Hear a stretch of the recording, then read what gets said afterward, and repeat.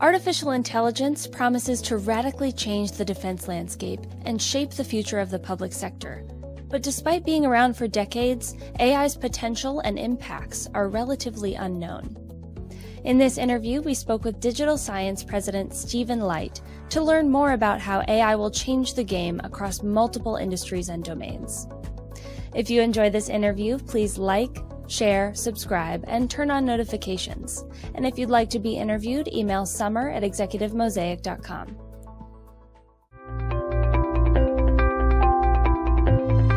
Hello, and welcome to Executive Mosaic's video interview series. I'm Summer Myatt, and here to speak with me today is Stephen Leicht, President of Digital Science. Stephen, thank you so much for joining us today. Thank you for having me. I'm very excited to be chatting with you. So, Stephen, AI has been a major topic of conversation across the public sector recently. Can you take us beyond the buzzword and explain exactly what AI is and how it differs from traditional computing? AI can simulate really the better aspects of human intelligence. And this is a major differentiator between what exists today and the traditional fixed computing infrastructure. These are systems that can learn, they can reason, they can improve, they can make decisions, they can solve problems. And perhaps one of the most obvious improvements that we saw in the Gen AI revolution recently is that they can innovate and create things. So you see new solutions to complex problems, which are far beyond the traditional computing infrastructure. A couple of examples that you may have caught in the news that I think this community would be interested in. One is DeepMind, which is a part of Google. It was acquired by them several years ago.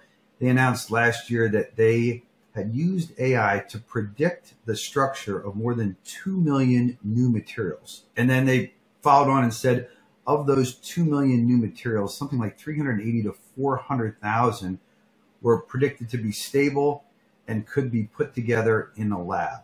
You can imagine the amount of time it normally takes for our military and commercial industrial system to generate just a single new material with certain attributes. The idea that in a short period of time, millions of new materials or even hundreds of thousands of new materials creates a level of innovation and creativity that far exceeds what we could do with traditional or fixed computing.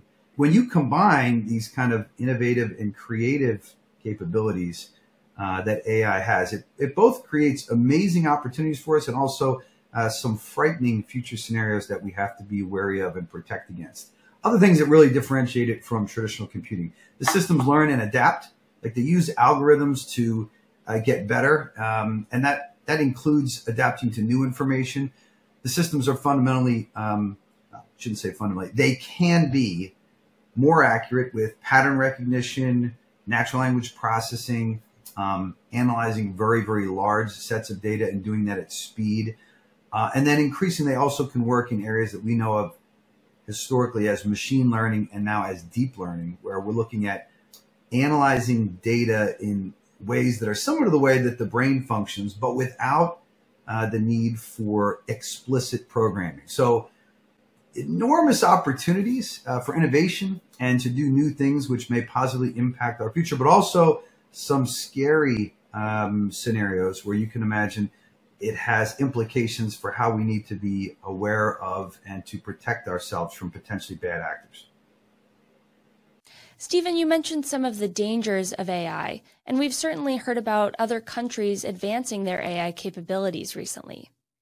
What role does AI play in keeping us technologically competitive with other countries, especially in this era of increased competition? The biggest thing you should be aware of is if I run, our company, it's got an enormous amount of research data. And if I run any analysis of research on artificial intelligence or related technologies in the calendar year 2004, and I look at who's producing that research, where are the outputs coming from?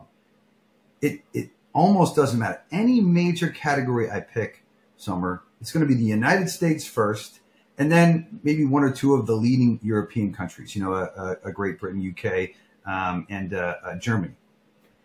If I run that same analysis along almost any access in 2023 and 2024, Doesn't matter what the topic is, artificial intelligence, autonomous vehicles, any related technologies. I'm going to find almost the exact same pattern, except it's always going to be China that's first on research outputs.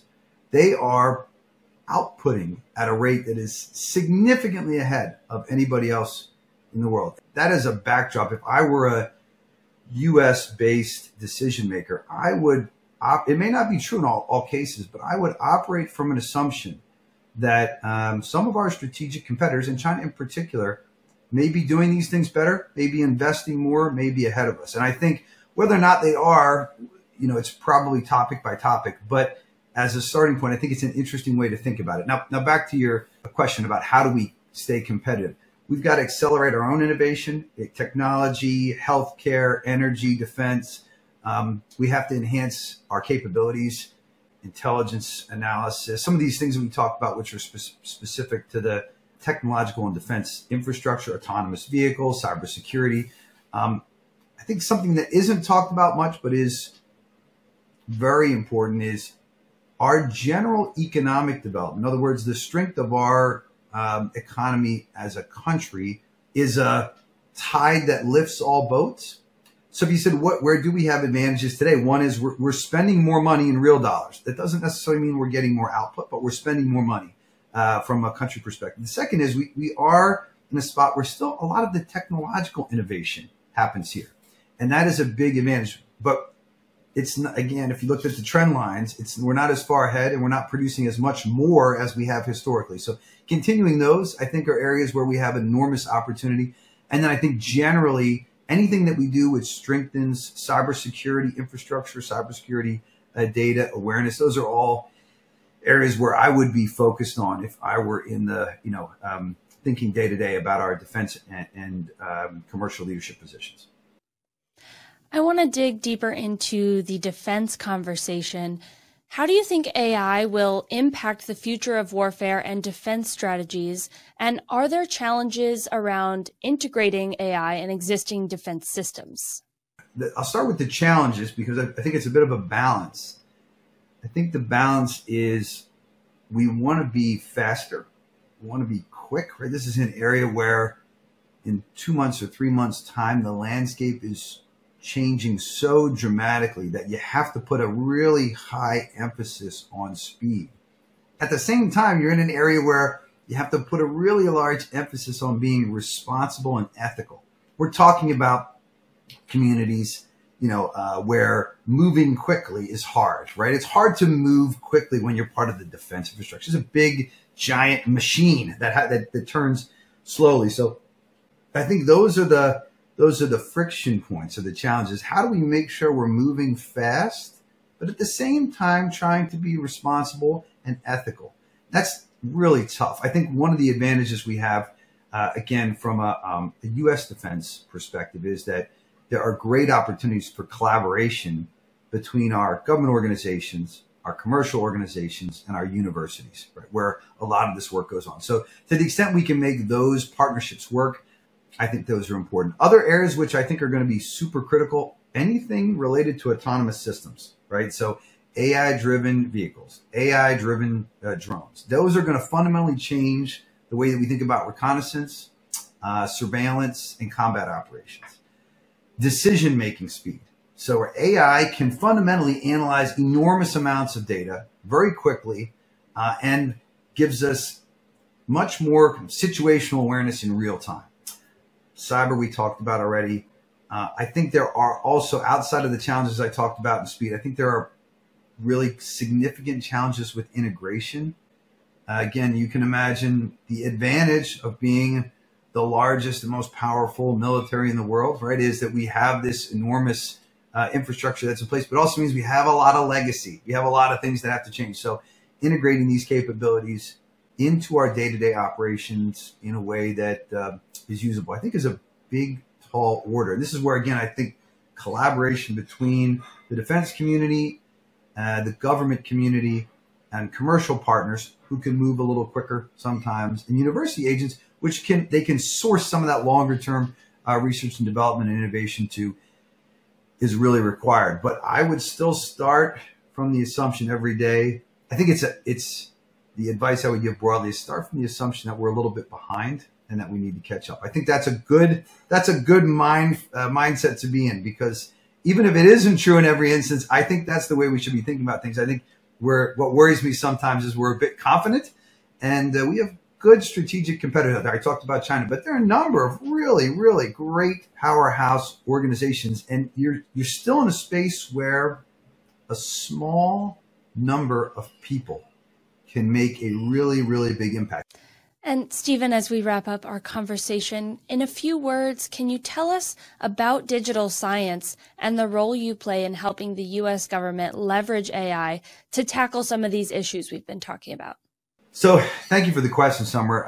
Mostly been talking about what we would do as defense and commercial business leaders.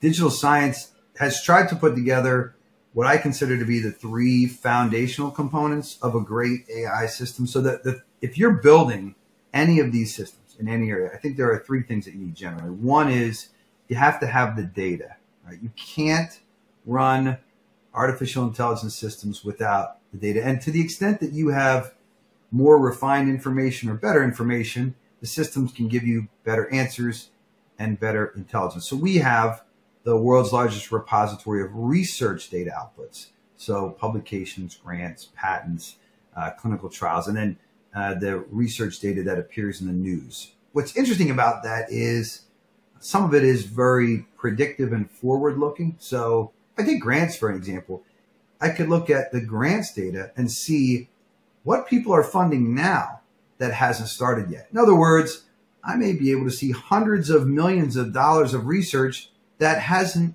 even started. It has not begun, right?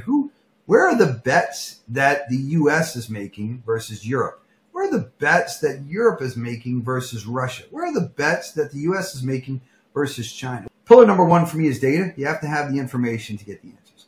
The second is you have to have the technology. I think there are so many great firms. You hear about ChatGPT and OpenAI. You hear about Microsoft, IBM, Google, Meta. Then a lot of these, upstart organizations. We work with Mosaic and a number of other organizations which are building large language models. There's a lot of startups in the space. I think it's probably a mistake to put all of your, eggs in one basket, as it would be. So we try to work with as many of these as we can. We build our own large language models, our own AI systems, but you have to have a grip on the technology and also which components of that technology, when applied to the data, might give you the best outcomes given the problem that you're trying to solve. So, and then the last component is people. There's no way to highlight enough. We didn't talk about it as much in our conversations before. The workforce development aspect of this. We have to have people who can speak these languages. We have to have people who can deploy these technologies. And it's something where we can't act quickly enough. And so again, for us, that is a very large team of master's degree, PhD, data scientists, data analysts that just work with this kind of data and these kind of applications, along with a large staff of a few hundred developers. But those components, data, technology, and people, I believe no matter what the project is, you have to put those kind of ingredients together in the recipe to have success. And that's what we focused on. That's kind of the bread and butter of what we do every day. We're a relatively small company, about 700 staff, but we're in 31 countries, and we do business. We're a very global business for a group our size. Well, Stephen, thank you so much for your time today and for all the work you do at Digital Science. Thank you so much. So nice to talk to you.